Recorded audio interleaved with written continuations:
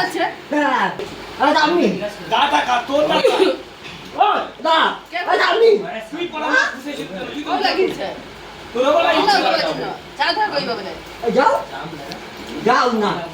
আচ্ছা ভিনেগার কইছিল সেখানে যে হ্যাঁ হ্যাঁ হয়েছে ভিনেগার কইছিল ও আচ্ছা হ্যাঁ না এটা আমি কবুল হ্যাঁ আচ্ছা মা ভিনেগার কইছে হ্যালো হ্যাঁ কত লোক আছে বিয়ে করে লোকের সামনে বলছে হ্যালো আচ্ছা মার